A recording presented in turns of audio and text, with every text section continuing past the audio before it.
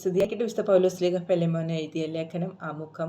കൊളോസസുകാരനായ ഫിലെമോന് പൗലോസ് AD 61 63 ഇടയ്ക്ക് റോമായിലെ കാരാഗ്രഹത്തിൽ നിന്ന് സ്വന്തം കൈപ്പടയിൽ തന്നെ എഴുതിയ വളരെ ചെറിയൊരു ലേഖനമാണിത്.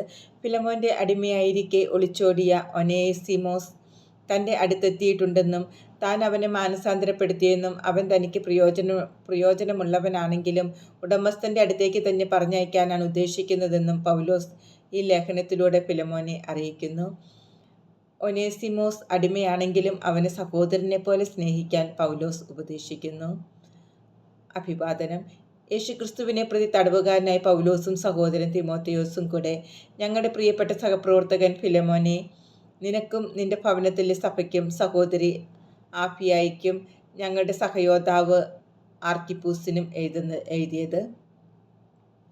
നമ്മുടെ പിതാവായ ദൈവത്തിൽ നിന്നും കർത്താവായ യേശുക്രിസ്തുവിൽ നിന്നും നിങ്ങൾക്ക് കൃപയും സമാധാനവും. ഫിലെമോന്റെ മാതൃക. ഞാൻ എൻ്റെ പ്രാർത്ഥനകളിൽ നിന്നെ അനുസ്മരിക്കുമ്പോഴെല്ലാം ദൈവത്തിന് നന്ദി പറയുന്നു.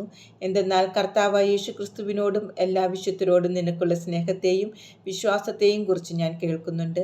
ക്രിസ്തുവിലുള്ള ഐക്യം മൂലം സകല നന്മകളെയും കുറിച്ച് നമുക്ക് ലഭിക്കുന്ന അറിവ് ആഴമേറിയതാക്കാൻ വിശ്വാസത്തിലുള്ള നിന്റെ ഭാഗഭാഗിത്വം സഹായകമാകട്ടെ എന്ന് ഞാൻ പ്രാർത്ഥിക്കുന്നു. സഹോദര, നിന്റെ സ്നേഹത്തിൽ നിന്ന് വളരെയേറെ ആശ്വാസവും സന്തോഷവും എനിക്ക് ലഭിച്ചു. എന്തെന്നാൽ നീ വഴി വിശുദ്ധർ ഉന്മേഷഭരിതരായി. ഒനേസിമോസിനെ കുറിച്ച് ഉചിതമായത് ചെയ്യാൻ നിന്നോട് ആജ്ഞാപിക്കാനുള്ള തൻ്റെ ഇടം ക്രിസ്തുവിൽ എനിക്കുണ്ടെങ്കിലും സ്നേഹമൂലം നിന്നോട് അപേക്ഷിക്കാനാണ് ഞാൻ ഇഷ്ടപ്പെടുന്നത്. പൗലോസായ ഞാൻ വൃദ്ധനും ഇപ്പോൾ യേശുക്രിസ്തുവിനെ പ്രതി തടവുകാരനുമാണ്. എൻ്റെ പുത്രൻ ഒനേസിമോസിൻ്റെ കാര്യമാണ് നിന്നോട് ഞാൻ അപേക്ഷിക്കുന്നത്. എൻ്റെ കാരാഗ്രഹവാസകാലത്ത് ഞാൻ അവന് പിതാവായി. മുമ്പ് അവൻ നിനക്ക് പ്രയോജനരഹിതനായിരുന്നു. ഇപ്പോഴാകട്ടെ അവൻ നിനക്കും എനിക്കും പ്രയോജനമുള്ളവനാണ്. അവനെ നിന്റെ അടുത്തേക്ക് ഞാൻ തിരിച്ചയക്കുന്നു. എൻ്റെ ഹൃദയം തന്നെയാണ് ഞാൻ അയക്കുന്നത്. സുവിശേഷത്തെ പ്രതിയുള്ള എൻ്റെ ബന്ധിതാവസ്ഥയിൽ നിനക്കു വേണ്ടി എന്നെ ശുശ്രൂഷിക്കാൻ ഞാൻ അവനെ സന്തോഷപൂർവ്വം എന്നോടൊപ്പം നിർത്തുമായിരുന്നു.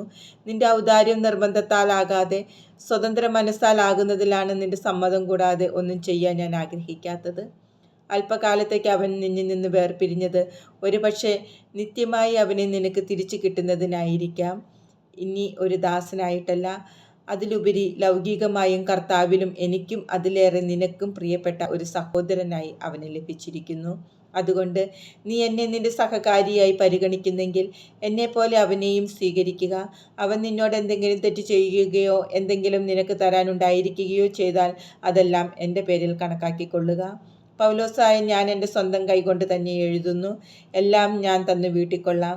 എന്നാൽ നീ തന്നെയും മുഴുവനായി എനിക്ക് കടപ്പെട്ടിരിക്കുന്നു എന്ന കാര്യം ഞാൻ എടുത്തു പറയുന്നില്ല. അതേ സഹോദര, നീ കർത്താവിൽ എനിക്ക് ഈ സഹായം ചെയ്യുക. ക്രിസ്തുവിൽ എൻ്റെ ഹൃദയത്തെ നീ ഉന്മേഷഭരിതമാക്കുക.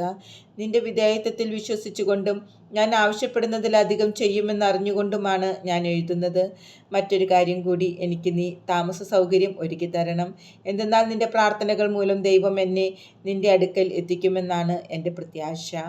ആശംസകൾ. യേശുക്രിസ്തുവിൽ എൻ്റെ കൂട്ടുതടവുകാരനായ എപ്പഫ്രാസ് നിനക്ക് അഭിവാദനങ്ങൾ അർപ്പിക്കുന്നു. അതുപോലെ തന്നെ എൻ്റെ സഹപ്രവർത്തകരായ മർക്കോസും അരിസ്താർക്കൂസും ദേമാസും ലൂക്കായും. കർത്താവായ യേശുക്രിസ്തുവിൻ്റെ കൃപാവരം നിങ്ങളുടെ ആത്മാവോട് കൂടി ഉണ്ടായിരിക്കട്ടെ.